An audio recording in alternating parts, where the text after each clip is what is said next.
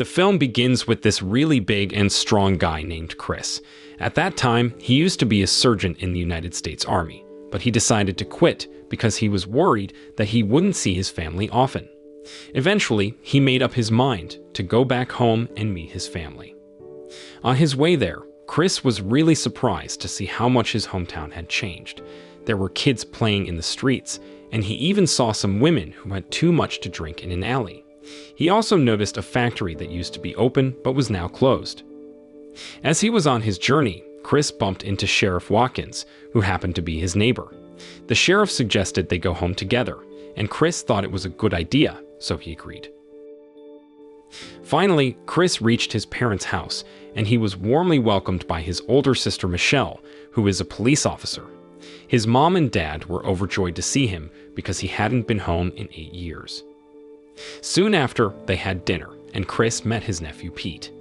At that time, Pete was really curious about Chris being a soldier and asked if he had ever arrested anyone.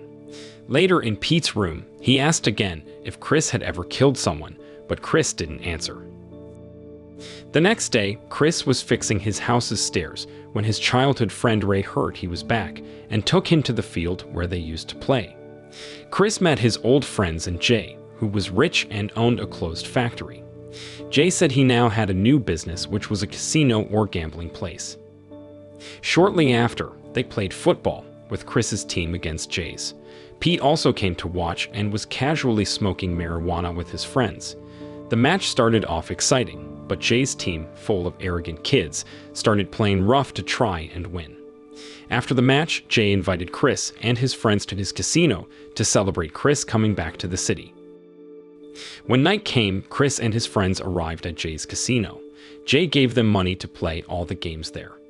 Chris's friends were excited and left him because Chris preferred watching the dancers instead of gambling. One dancer's performance made Chris feel nervous, and he seemed uncomfortable.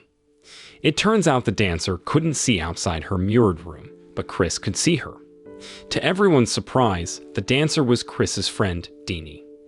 Deanie sensed that someone she knew was watching and turned on the light. She was shocked to see Chris, and he quickly left the room, embarrassed. After that, Chris met Jimmy, who was playing a dice game. Jimmy bet $100 on rolling a 6, but Chris felt something was strange and challenged Jimmy to roll the dice. Jimmy insisted on throwing the dice, and it turned out to be a 7, which was unexpected. Then Chris got really emotional and protested against the gamblers. He wanted to bet that the dice would show the number 7. However, the dealer objected because it wasn't Chris's turn to roll the dice. But Chris insisted and threw the dice anyway, and to everyone's surprise, it indeed landed on 7.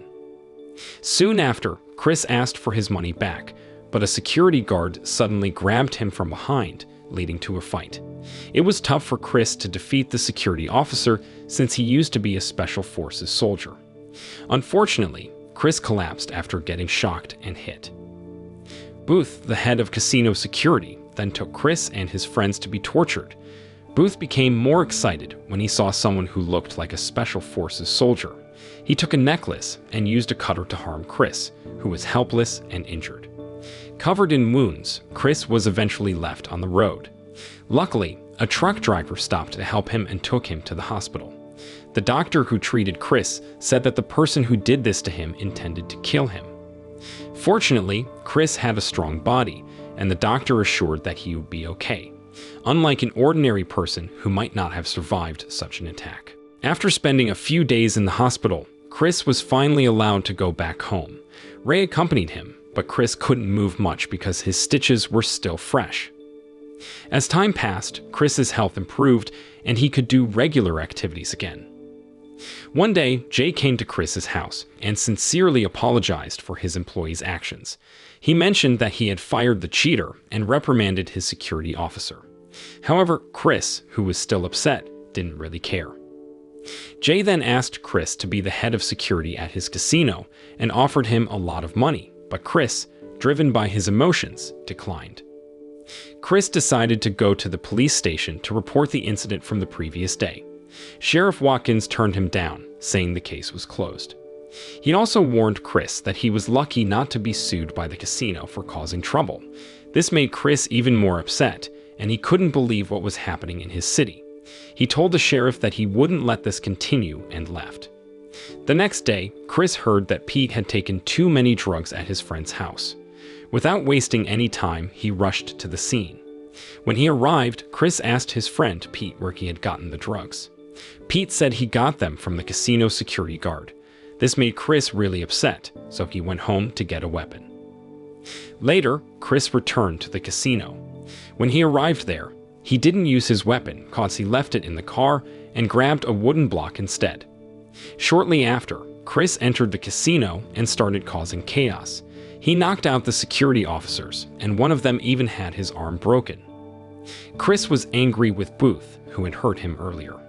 After venting his frustration, Chris left the casino, but on his way, the police chased and arrested him. In court, where they were deciding Chris's fate, the casino testified first. They acted like they were innocent victims and tried to blame Chris for everything. When it was Chris's turn to defend himself, he had to speak because his lawyer wasn't much help. In front of everyone in the courtroom, including the prosecutors, the judge, and the audience, Chris told the truth about what had happened. He also shared his plan that if he was found not guilty in this case, he would apply to become the sheriff and work to improve the troubled city. Chris showed the injuries he had suffered from the casino security officers to the prosecutor, the public, and the audience. After careful consideration, the prosecutor decided that Chris was not guilty and would become the sheriff in the next term.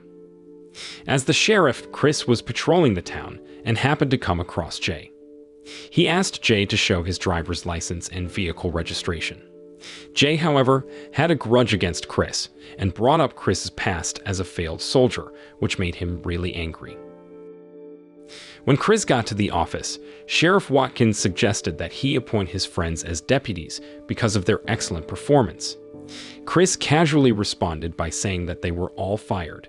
Now the office was empty because all the deputies were out of a job.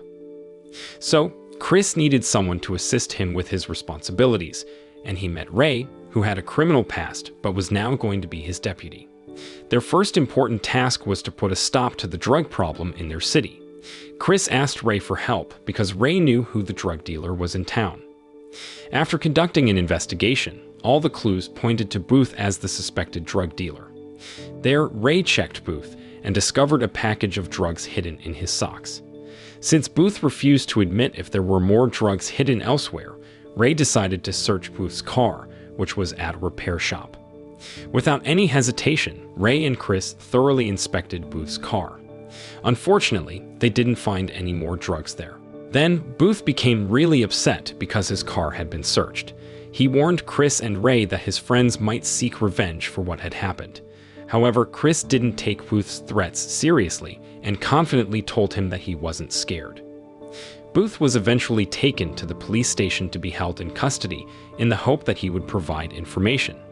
But Chris was worried about his family back home, so he asked Ray to go and look after them. At that moment, Chris decided to stay at the office overnight to keep an eye on Booth. Shortly after Ray left, Dana arrived with some food. The next day, after Chris had checked on Booth, his patrol car suddenly exploded. He was shocked and realized it was Jay's men and Booth's friends who were responsible for the explosion. They'd also started shooting at Chris's office without caring if Booth was inside. Feeling pressured, Chris broke into his own office to save Dana. He then went to Booth, who was locked up, and Booth convinced Chris to open his cell. He revealed that the drugs came from Jay, who had produced them in his closed factory. Just as Chris was about to open the cell, Booth was unexpectedly shot by one of his own friends. Soon after, Chris went after Dana and fought Jay's men one by one. Meanwhile, while all this was happening, Ray was protecting Chris's house, and he faced an attack from Jay's men. Unfortunately, Ray got shot, and it could have been really bad, but he fought back with determination. He even stabbed one of Jay's men, and when another one tried to help, Ray beat him up too. Chris suddenly arrived and got caught up in the commotion, ending up in a scuffle with Ray. After making sure his family was safe, Chris decided to investigate further. Inside, he found Jay waiting for him. Unfortunately, Chris fell into Jay's trap and nearly got hurt. However, he managed to pull Jay down with him. They fell from a height, and Chris sprained his leg. When Jay tried to chase him, Chris escaped into the forest, with Jay following. That's where their fight began. With the little strength they had left, they battled in the forest. Fortunately, Chris found some wooden blocks, which became his main weapon. Despite Jay using an axe, Chris managed to defeat him, even though he injured his leg in the process. Chris insisted that Jay needed to be arrested. In the end, Chris and Ray guarded Jay's casino and reopened the lumber factory, which provided jobs for the people in the city. The film ends. The moral lesson from this film is don't mess with a soldier turned sheriff, or you might end up with a sprained leg and a reopened lumber factory.